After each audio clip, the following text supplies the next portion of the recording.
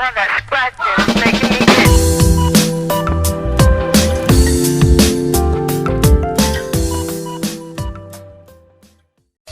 आज हम जिस शख्स के बारे में बात करेंगे उस शख्स ने 5 मिनट के अंदर 40 से ज़ायद अफराद का कत्ल किया।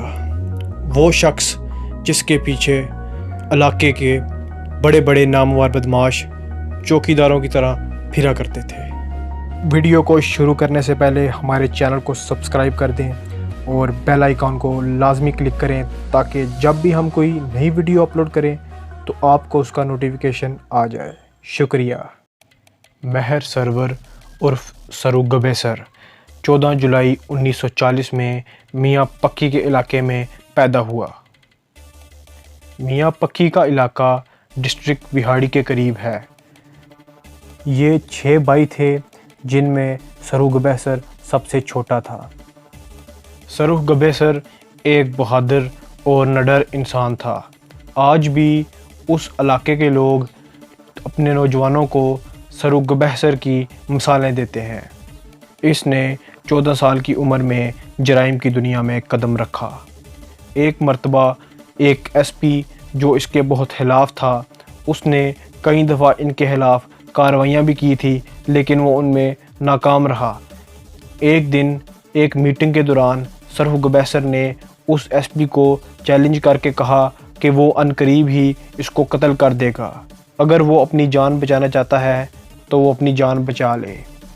और फिर कुछ ही दिनों बाद सरू गबेसर ने उस एसपी को सरेआम कत्ल कर दिया। थाना शाहकोट में सरू गबेसर पर बहुत से केसेस दर्ज हो चुके थे। सरू गबेसर ने उन केसेस को मिटाने के लिए थाने को आग लगा दी। पीर भुट्टन शाह गग्गा और शाहनवाज गग्गा के साथ इसका बहुत गहरा ताल्लुक़ था। एक मर्तबा पीर भुट्टन शाह गग्गा का कोई मसला चल रहा था जिसमें उनके अपने ही लोग उनकी मुखालफत कर रहे थे। उस वक़्त सरू गबेसर ने इनकी हिमायत की और इनके साथ मिलकर मुखालफिन को शिकस्त दी। दोस्तों, सरू गबेसर की दहशत डिस्ट्रिक्ट बिहाड़ी के अलावा आसपास के इलाकों में भी फैल चुकी थी। इलाके के बड़े बड़े बदमाश इनके पीछे पीछे चौकीदारों की तरह फिरा करते थे। सरू गबेसर ज़बान का बहुत पक्का आदमी था। ये एक बार जो बात कह देता उसको पूरा ज़रूर करता। ये गरीबों का हमदर्द था और अमीरों के खिलाफ था। ये अमीर लोगों से भत्ता भी वसूल किया करता था। ये हमेशा गरीब आदमी की आवाज़ बना। अगर किसी गरीब आदमी को कुछ पैसों की या फिर राशन की ज़रूरत होती तो ये उसके घर में राशन ज़रूर पहुंचाता। दोस्तों, एक मर्तबा पुलिस ने इनके घर पर रेड मारी। उस वक़्त सरू गबेसर घर पर मौजूद नहीं था, लेकिन उनके वालिद जिनका नाम महर करम हुसैन गबेसर था वो घर में मौजूद थे। पुलिस ने उनको हिरासत में ले लिया।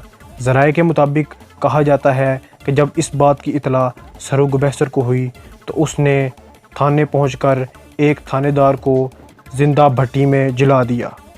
दोस्तों, एक मर्तबा एक कर्नल साहब थे जिनकी ज़मीन पर कुछ बदमाश लोगों ने कब्ज़ा कर लिया हुआ था। कर्नल साहब ने सरू गबेसर से मुलाकात की और उसको ज़मीन से कब्ज़ा छुड़वाने में अपनी मदद करने का कहा। कर्नल साहब ने सरू गबेसर से मुलाकात की और उससे मदद मांगी।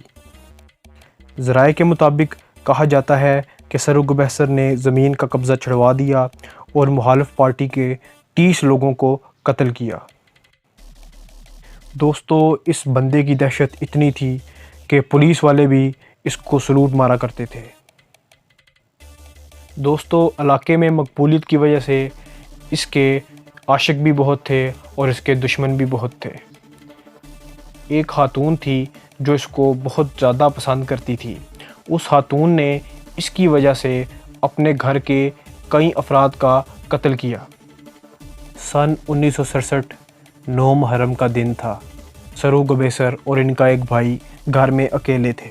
इनके मुखालिफिन जिनका ताल्लुक़ मुख्तलिफ़ ग्रुपों से था, उन्होंने इस बात का फ़ायदा उठाते हुए इनके घर को चारों तरफ से घेर लिया। ज़राए के मुताबिक कहा जाता है कि उस वक़्त इनके मुखालिफिन की तादाद 700 के करीब थी। दोस्तों, फिर सरूग बहसर ने डट कर अपने मुखालिफिन का सामना किया। दोस्तों, ये भी कहा जाता है कि सरूग बहसर ने अपने मुखालिफिन के 40 से 45 बंदे 5 मिनट के अंदर हलाक किए। काफ़ी देर तक मुकाबला जारी रहा। दोस्तों, अब जो बात मैं आपके सामने पेश करने लगा हूँ, शायद आप सुनकर हैरान रह जाएं। दोस्तों, सरूग बहसर के मुखालिफिन जो उसके घर के बाहर मौजूद थे, उन्होंने एक पीर को बुलाया। उस पीर ने एक कीकर के दरख्त में एक छुरे को घोंपा, जिससे सरूग बहसर की गन खराब हो गई। इस चीज़ का फ़ायदा उठाते हुए उन लोगों ने घर में दाखिल होकर सरूग बहसर को कत्ल कर दिया। दोस्तों, गबहसर कौम को कोई भी नहीं जानता था, लेकिन फिर सरूग बहसर और इनकी वालिद की वजह से इस कौम को लोग जानने लगे। इलाके के बड़े बड़े नामवर बदमाश इनके पीछे पीछे घुमा करते थे। वीडियो के आखिर में आप लोगों से एक छोटी सी रिक्वेस्ट है। दोस्तों, अपने बच्चों को आला से आला तालीम हासिल करवाएं और इस चीज़ पर लाजमी नज़र रखें कि उनका उठना बैठना किस तरह के लोगों के साथ है। अपने बच्चों को बुरी सोहबत से दूर रखें। अपना बहुत सारा ख्याल रखें। आपसे अगली वीडियो में मुलाकात होगी। तब तक अल्लाह हाफिज़।